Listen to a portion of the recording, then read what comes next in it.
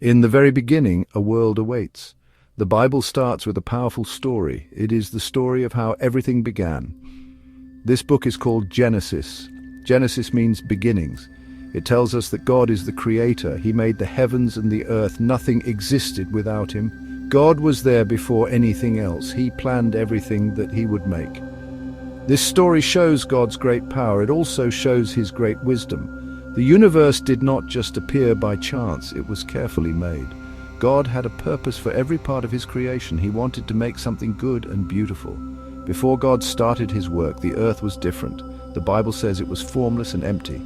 Imagine a place with no shape. Imagine a place with nothing in it. Darkness covered everything. It was like a deep, dark ocean. There was no light to see. There were no stars in the sky. There were no plants or animals. Only a vast, dark water was there, but God was not absent. The Spirit of God was moving. It hovered over the surface of the waters. This showed that God was present. He was ready to act. He was ready to bring order to this chaos. God's creation began with his spoken word. He did not use tools or hands at first. He simply spoke and things happened. This shows his incredible power. When God speaks, his words have effect. His words bring things into existence. His words bring order. The decision to create was an act of his will. He chose to transform the emptiness. He chose to fill the darkness with light. He chose to make a world full of life and purpose. This act of speaking highlights the authority of God. What he commands comes to be. This is a central theme in understanding creation. The story of creation is told in days. These are often called the creation days. Each day, God did something new. He built up the world step by step. This was a very organized process. It was not rushed or messy. The Bible describes 6 days of work. On the seventh day, God rested. This pattern of work and rest is important. It shows that God completed his work. It also sets an example. The concept of a day here is understood by many as a period of God's creative activity. The focus is on the sequence and the divine action. On the very first day, God spoke a powerful command. He said, "Let there be light," and suddenly there was light. This was the first act of creation. The darkness was no longer total. God saw that the light was good. It was pleasing to him. Then God separated the light from the darkness. He gave them names. God called the light day. He called the darkness night. This was an important step. It brought the first order to the world. It established a rhythm, and so there was evening and there was morning. This marked the end of the first day of God's creative work. On the second day, God continued to bring order. He focused on the great waters. God said, "Let there be an expanse between the waters." He wanted to separate the waters. This expanse was like a great dome or a sky. It divided the water into two parts. There was water above the expanse. There was water below the expanse. And it happened just as God commanded. God called this expanse sky. This act created a space. It prepared the world for what was to come next. The creation of the sky was a significant step. It defined the heavens. Evening came, and morning followed, marking the second day. The third day brought more incredible changes. God commanded the waters under the sky. He said, "Let the waters be gathered to one place." He also said, "Let dry ground appear." The waters obeyed his command. They flowed together. Dry land emerged from the waters. God called the dry ground land. He called the gathered waters seas. God looked at what he had made. He saw that it was good.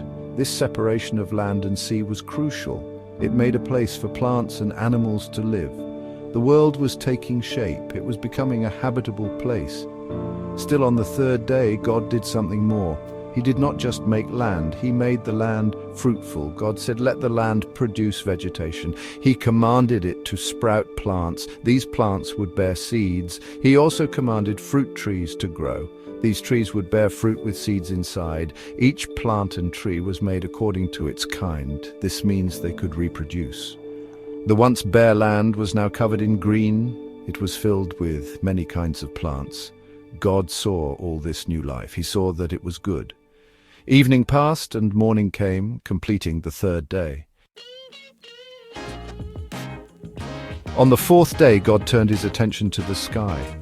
The expanse he created earlier needed something more. God said, "Let there be lights in the expanse of the sky." These lights would separate day from night. They would also serve as signs.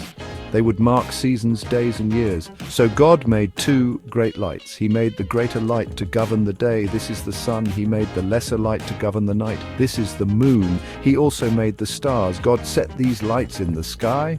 They were to give light to the earth. God saw this work, and it was good. The fourth day ended with evening and morning. The fifth day was a day for filling the waters and the sky with life. God spoke again with creative power. He said, "Let the water teem with living creatures." He also said, "Let birds fly above the earth across the expanse of the sky."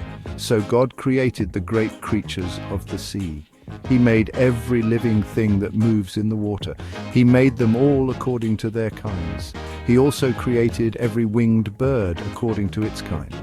God saw that his creation was good. He blessed them. He told them to be fruitful and increase in number. He wanted them to fill the waters and the earth. This marked the fifth day. On the sixth day, God focused on creating life on the land. He commanded, "Let the land produce living creatures according to their kinds." Three types of land animals were made. First, there were the livestock. These are animals like cattle and sheep. Second, there were creatures that move along the ground. These include reptiles and small animals. Third, there were the wild animals. These are animals like lions and bears. Each was made according to its kind. God made all these diverse creatures. He saw that this part of his creation was also good. The earth was now teeming with a variety of animal life. The final act of creation on the sixth day was very special. God said, "Let us make mankind in our image, in our likeness." This was different from the creation of animals. Humans were to be like God in certain ways. God formed man and then woman. He created them male and female. God blessed them. He gave them a special role. He told them to be fruitful and increase in number. He also told them to fill the earth and subdue it. They were to rule over the fish, the birds, and every living creature.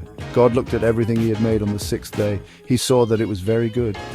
Evening and morning completed this significant day. By the end of the sixth day, God's work was complete. The Bible says the heavens and the earth were finished. All their vast array was in place. Everything God intended to make was now made.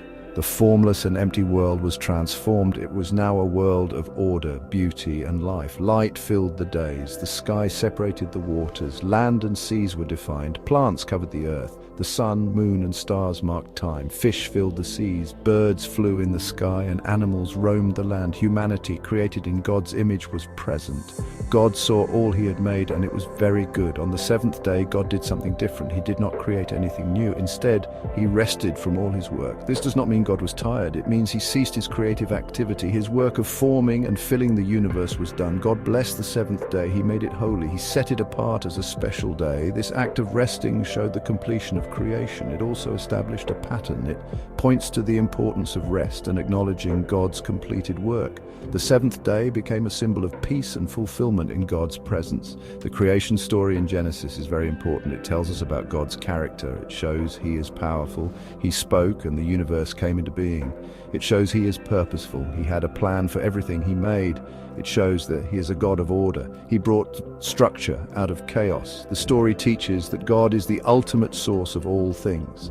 Nothing exists that he did not make. This understanding is foundational to the biblical worldview. It helps people see their place in the world. It helps them understand their relationship with the Creator. This account of creation has deep meaning. It sets the stage for the rest of the Bible. It establishes God's sovereignty over all he has made. It highlights the special creation of human beings. Made in God's image, humans have a unique relationship with him.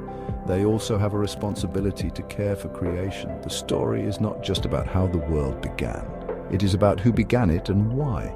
It reveals a God who is intimately involved with his world. It is a story of divine intention, creative power, and the beginning of God's relationship with humanity.